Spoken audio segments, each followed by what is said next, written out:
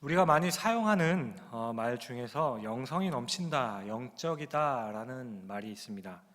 영적인 예배, 영적인 지도자, 영적 체험. 이 영적이라는 말을 들으면 왠지 모를 신비스러움이 있습니다. 그리고 영적이라고 하면 왠지 좀 깊이가 있는 것 같아요. 반면에 같은 단어이지만 잘 사용하지 않는 단어가 있습니다. 그것은 바로 종교라는 말입니다. 여러분들은 영적이라는 말과 종교적이다라는 이 말의 차이는 무엇이라고 생각하십니까? 일반적으로 사람들이 종교적이라고 하면 거기에는 약간의 부정적인 면이 있다고 생각합니다. 왜 종교적이라는 말에는 부정적인 의미가 담기게 되었을까요?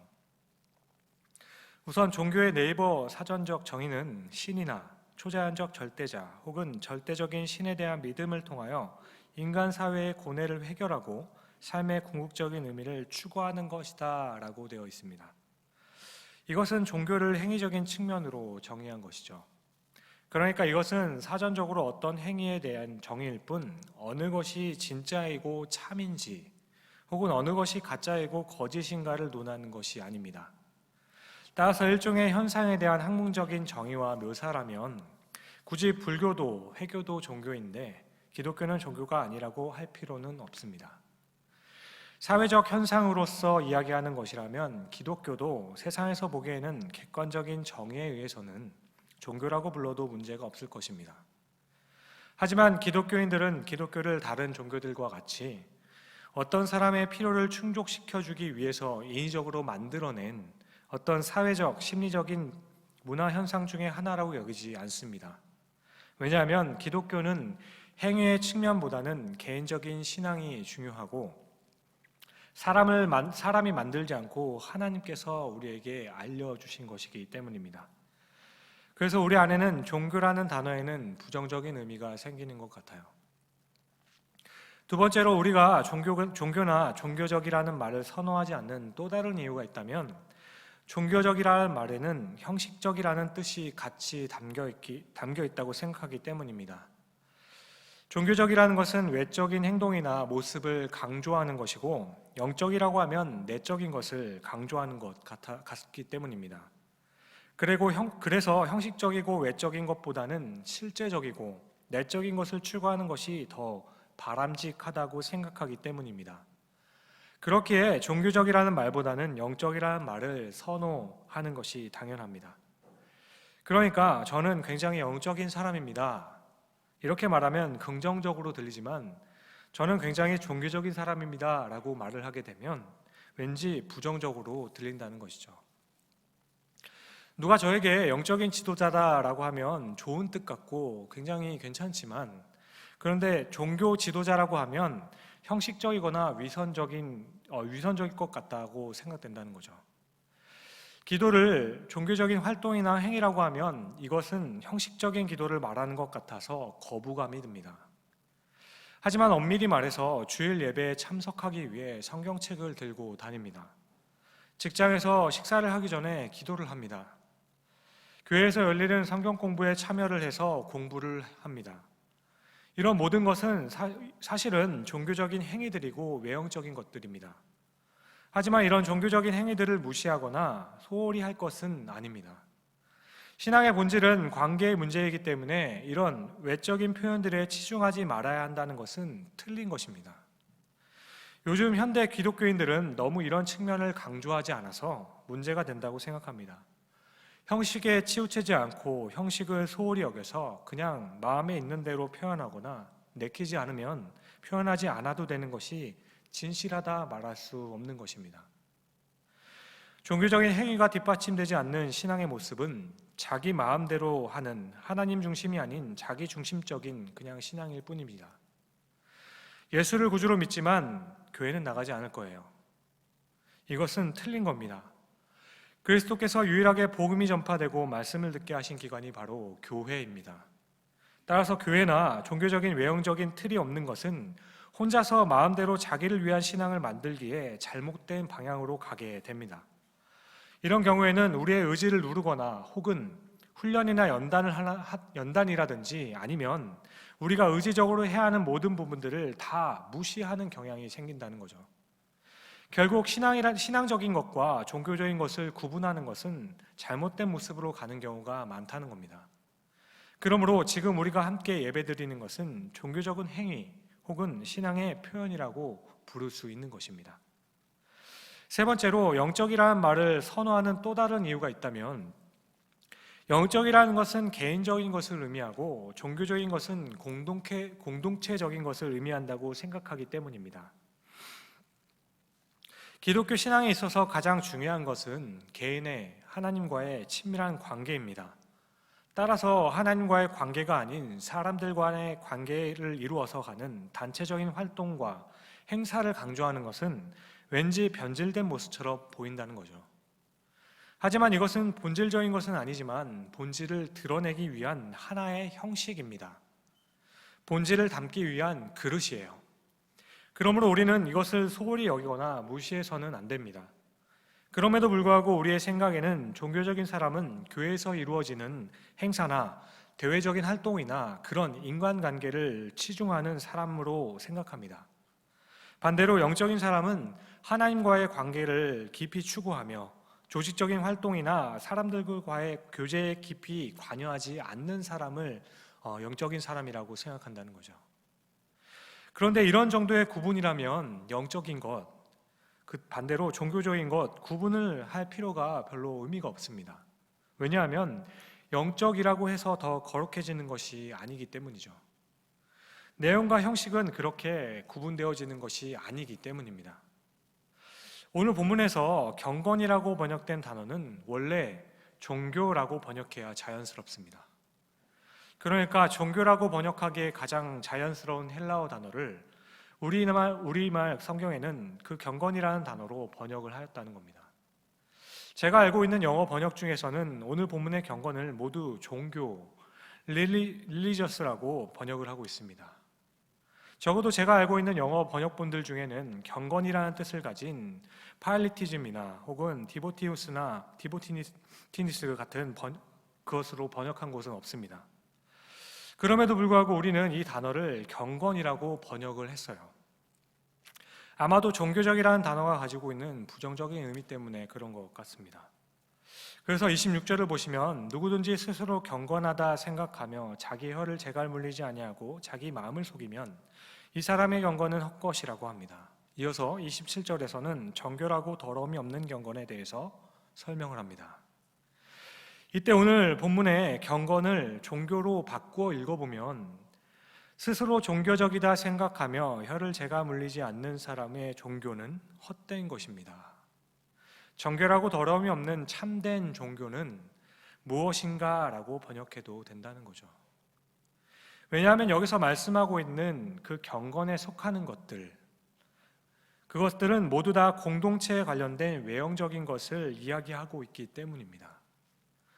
결국 오늘 우리는 어떤 모습이 경건한 모습일까 생각하면서 우리는 어떤 모습이 가장 종교적인 모습일까를 같이 연상해 보는 것이 좋겠다라고 생각했습니다. 여러분들은 어떤 모습이 종교적으로 경건해 보이는 모습이라 생각하십니까? 경건해 보이는 사람의 모습은 과연 어떤 걸까요? 이런 사람은 먼저 말을 아끼는 사람입니다. 말을 많이 하면 실수가 많아지기 때문이죠.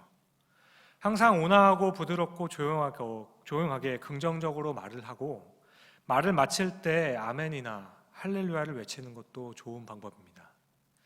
야유적으로 말씀을 드리는 것이 아니라 이런 모습이 그리스도인으로 살아갈 때 다른 사람들에게 보여지게 되는 아주 자연스러운 모습입니다.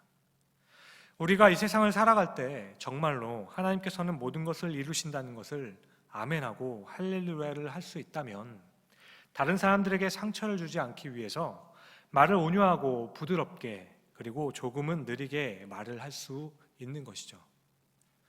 또 이 세상에서 벌어지는 일들에 대해서 애착을 하고 있는 듯이 항상 무엇인가에 대해서 분주하기보다는 여유 있는 모습, 바로 경건한 모습입니다.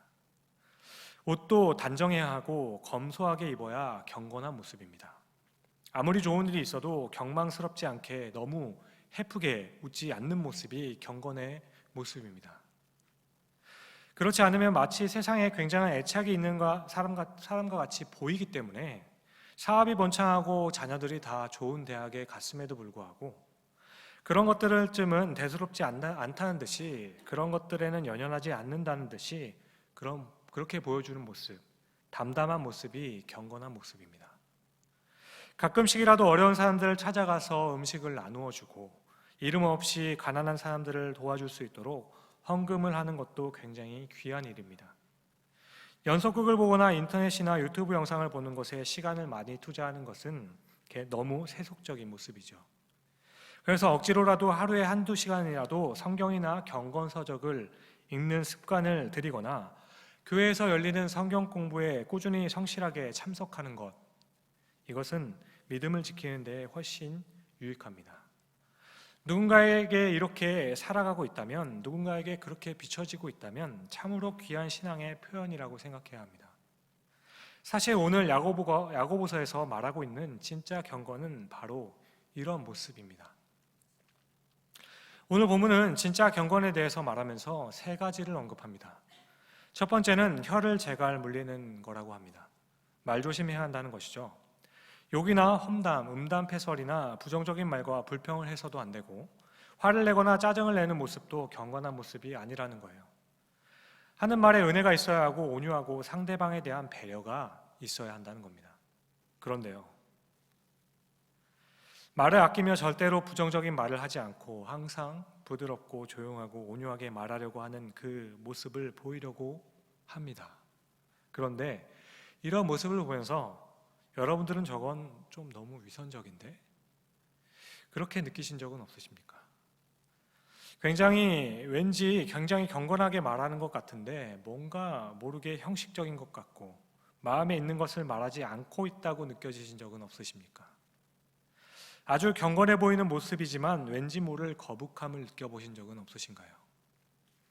정말 화가 나면 화를 내야 하는 거고, 속이 상하면 속이 상했다고 하고, 억울하면 억울하다고 말하는 것이 맞을 텐데, 또 좋을 텐데, 이것을 꾹꾹 눌러내면서 괜찮습니다, 다 사랑합니다, 용서합니다, 이렇게 말하는 모습이 경건해 보이기보다는 위선되다고 느끼신 적은 혹시 없으십니까? 두 번째로, 고아와 과부를 도와주어야 진짜 경건이라고 합니다. 하나님 앞에서 정결하고 더러움이 없는 경건은 고아와 과부를 그 환난 중에 돌보는 것입니다. 당시 고아와 과부는 경제적으로 가장 소외된 사람들이었고 가장 열악한 환경에서 살아가는 사람들이었습니다. 누군가의 도움이 없이는 절대로 살아갈 수 없는 사람들이었어요. 그런 불쌍한 사람들에게 베풀고 자신의 소유를 나누는 삶, 진짜 경건한 모습이지요. 세 번째로, 세속에 물들지 않는 것이 진짜 경건이라고 합니다. 여기서 세속이라고 번역된 것을 원래 뜻으로 하면 월드, 세상입니다. 세상에 너무 집착하지 않는 사람을 의미하는 거예요. 세상에 물들지 않기 위해서는 세상적인 것에 너무 애착을 가져서는 안 되는 거고, 인생을 너무 즐기듯이 살아가도 안 된다는 겁니다. 세상적인 것에 마음을 뺏기지 않도록 항상 자신을 절제하고 일시적인 만족을 주는 쾌락적이고 향락적인 것을 멀리하면서 단정함과 검소하게 살아가는 그 모습, 세상에 물들지 않고 살아가는 그 모습입니다. 그런데요, 제가 이렇게까지 설명하면서, 여기까지 들으시면서 여러분들은 뭔가 이상한데? 라고 생각 들지 않으셨습니까? 여러분, 지금 제가 말씀드린 야고보 사도가 말하는 이 세 가지의 경우가 사실은 우리가 조금은 부정적으로 생각하고 거북하다고 생각할 만한 종교적인 행위에 가깝다는 겁니다. 성경을 매일 옆구리에 끼고 항상 거룩하고 온화하게 말을 합니다. 어떤 상황에서도 화를 내지 않고 늘 하는 말이 하나님 말씀에 합한 말들만 하는 것 같습니다. 그런데 그 말투가 전혀 자연스럽지 않고 전혀 마음에 와닿지 않아요. 구제와 선교도 열심히 하는데 가족은 제대로 돌보지 않습니다. 어느 때는 구제 선교와 선교를 과시욕으로 하는 것처럼 느껴져서 별로 감동이 없는 경우도 있습니다. 마치 세상을 초월한 듯이 이 세상의 것은 다 연연하지 않고 하나님 나라만을 바라보면서 살아가는 것 같아요. 그런데 괜히 그 사람 앞에만 가면 내가 정죄를 당하고 있는 것 같이 느껴집니다. 인생의 즐거움도 하나도 없어 보이고 늘 세상을 판단하고 정죄하는 것만 같아서 가치 있는 자리가 불편했던 그런 경험들 혹시 여러분들은 없으십니까? 그런 모습을 보면서 이건 너무 위선되다, 종교적이다, 자연스럽지 않다, 이건 너무 형식적인 것 같아 라는 생각을 해보시지 않으셨습니까? 사실은 그 사람이 그런 것이 아니고 나의 문제일 수 있음에도 불구하고 그런 모습이 조금은 불편하다는 그 생각 때문에 자연스럽게 받아들이지 못하고 거부감을 느끼셨던 적 여러분들은 없으셨습니까? 반대로 내가 너무 세속적이고 영적이지 못해서 불편함을 느낄 수도 있겠죠. 하지만 그런 경건의 모양, 종교적인 모양이 그냥 모양만 남은 것 같아서 불편하게 느껴지는 경우가 허다하게 우리는 주위에서 느껴지게 된다는 거죠. 여러분은 언제 그런 불편함을 느끼셨습니까? 언제 존경의 마음이 불편함으로 바뀌는 경우가 있으셨나요? 그것은 속은 없고 껍데기만 있다고 생각될 때입니다. 속과 겉이 다르다고 느껴질 때예요. 오늘 본문은 그런 의미에서 굉장히 오해를 받을 수 있는 본문입니다. 오늘 말씀은 참된 경건의 모습 세 가지를 말하고 있는 것이 아닙니다. 이 세 가지를 하면 경건하다, 그것이 아니에요. 진짜 경건은 고아와 과부를 돌보는 것이기 때문에 고아와 과부를 돌보고 있다면 그는 경건하다, 아닙니다. 진짜 경건은 세상에 물들지 않은 것이니까 연속극 드라마 보지 말고 신앙 성적을 읽는 것이 경건한 모습이다, 아닙니다. 다시 말해 혀를 제갈 물려서 말을 조심하고 고아와 과부를 돌보고 세속에 물들지 않아서 세상과 거리를 두고 살면 그 사람은 경건한 사람이다라는 것이 아니라는 겁니다. 예배나 성경 공부를 열심히 할 것이 아니라 구제를 열심히 하는 사람이 진짜 경건한 사람이라고 말하는 것이 아니라는 거예요. 말을 많이 하는 것보다 말을 가능하면 적게 하는 것이 경건한 사람이라고 말하는 것이 아니라는 겁니다. TV 드라마보다 성경을 보는 것이 경건한 사람이다, 아니라는 거예요. 사랑하는 성도님 여러분, 여기서 가장 중요한 부분은 이런 행동을 하게 하는 조건이 있습니다. 그것은 바로 진실된 고백이에요. 진실한 고백을 할 수 있는 진실한 마음이 있어야 한다는 겁니다. 성경은 행동보다 마음이 더 중요하다 말씀하지 않습니다. 마음보다 행동이 더 중요하다 말씀하지도 않습니다. 성경에서 행동은 마음에서 비롯되어야 한다고 항상 말씀합니다. 반대로 마음은 행동으로 표현되어야 하는 그 일관성을 말씀하고 있다는 거예요. 제가 이해하고 있는 참된 경건은, 진짜 경건은 이것을 하면 경건하고 저것을 하면 경건하지 않다고 말씀하는 것이 아니라는 겁니다. 마음과 행동의 일관성이 바로 진짜 경건이라는 것입니다. 우리 마음속에 있는 것들이 표현되어야 하고 표현된 것이 우리 마음에서 비롯된 것일 때 이것이 진정한 의미에서 경건이라는 것입니다. 마음에는 없는데 표현된 것만 가지고는 경건하다 말할 수 없다는 거예요. 마음에 있음에도 불구하고 그것이 표현되지 않는다면 그건 역시 경건하다 말할 수 없다라는 겁니다. 야고보서 1장의 전체적인 내용은, 그 배경은 믿음의 실험과 인내를 다루면서 낮은 형제나 부한 자나 모두 그리스도만 자랑하며 하나님을 오해하는 나 스스로의 속임에 빠져 넘어가지 않고, 우리 앞에 펼쳐진 고난의 현실을 보면 여러 가지 환난과 시련이 있겠지만 그 가운데서 불평과 원망의 말을 먼저 하기보다는 하나님께서 말씀하시는 것을 들어보아라 라고 말씀합니다. 그렇게 오히려 어려운 중에 있음에도 불구하고 나보다 더 어렵고 나보다 더 힘든 사람과 나누라고 해요. 그러니까 고난 중에 있으니까 대충 아무렇게나 살자고 생각하기보다는 오히려 더 근신하고 더 절제하고 살고자 하게 만드는 그 힘은 하나님의 선하심을 믿는 믿음, 예수님의 고난과 죽음을 통하여 실현된 하나님의 약속에 대한 그 믿음이라는 말씀입니다. 하나님께서 나의 주님이 되시고 하나님께서 내 삶을 인도하시는 그 거룩한 섭리가 선하다는 것을 믿기 때문에 우리는 그렇게 살아갈 수 있다는 것입니다. 오늘 말씀은 어떤 것이 경건한 모습인가를 말씀하는 것이 아닙니다. 이런 믿음으로 살아가는 사람들은 그 믿음을 어떻게 표현해야 하는가를 말씀해주고 있다는 겁니다. 그러니까 고아를 돌보면 경건한 것이 아니라 은혜를 아는 사람이라면 고아를 돌볼 줄 알아야 한다는 거예요. 고백 대신에 행동을 하는 것이 아니라 책임 있는 그 고백은 행동이 수반되어야 한다는 것을 말하고 있다는 겁니다. 따라서 마음과 행동이 일치되는 것이 바로 오늘 야고보서 1장을 마무리하면서 본문에서 말하고자 하는 그 핵심이라는 것이죠. 마음이 없는 행동은 모양만 있고 속이 빈 껍데기에 불과하다는 것입니다. 속이 빈 껍데기에 불과하다는 거죠. 바울은 로마서 12장 1절에서 이렇게 말씀합니다. 너희 몸을 하나님이 기뻐하시는 거룩한 산 제물로 드리라. 이는 너희가 드릴 영적 예배니라.